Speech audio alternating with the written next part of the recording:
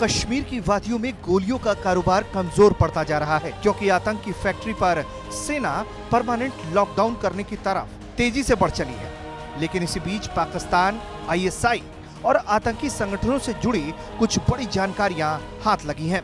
खबर है कि पाकिस्तान आतंक पर बना रहा है समर प्लान।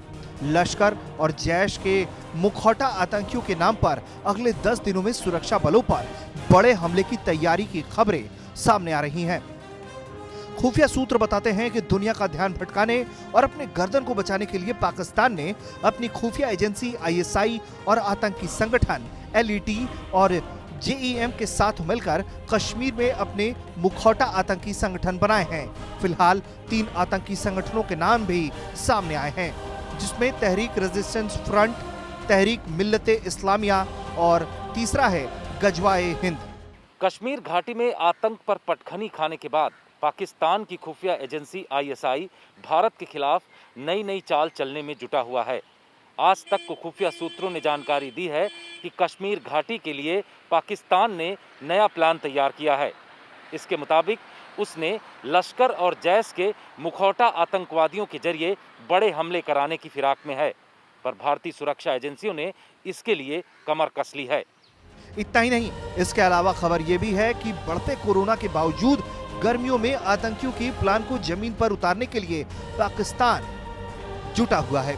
बड़ी संख्या में आतंकियों की घुसपैठ के लिए पूरी एलओसी को उसने एक्टिव कर रखा है। इसमें लश्कर, जैश, हिजबुल और अल बद्र के आतंकियों का जमावड़ा लॉन्च पैड पर किया गया है।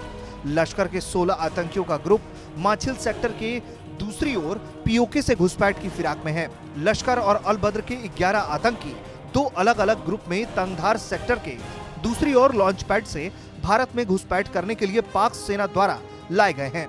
5 लश्कर के आतंकियों का गुट और घुसपैठ और बैट की एक्शन की फिराक में है। सूत्रों के मुताबिक खुफिया एजेंसियों ने यह भी इंटरसेप्ट किया है कि गुरेज सेक्टर से 12 हिजबुल आतंकियों का एक ग्रुप भारत में दाखिल होने की कोशिश में है। लश्कर और जैश के 20 आतंकियों के 2 गुट तंगधार से भारतीय सीमा में दाखिल होने की फिराक में है। सूत्रों के मुताबिक एलओसी और अंतर्राष्ट्रीय बॉर्डर पर आईएसआई ने स्मगलरों को भी एक्टिव किया हुआ है। सूत्र बताते हैं कि इनमें से 5 स्मगलरों के एक ग्रुप ने तंगधार इलाके की रेकी भी की है। पैसे और हथियारों की कमी से जूझ रहे आतंकियों की मदद के लिए स्मगलरों को आईएसआई ने एक्टिव किया है।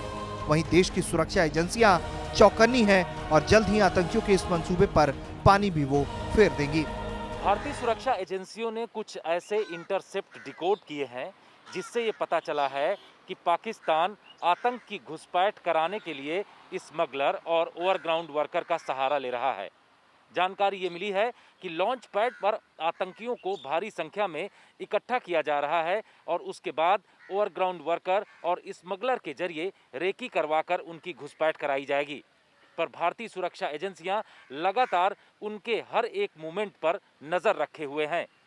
कैमरामैन अनिल जायसवाल के साथ जितेंद्र सिंह, आज तक।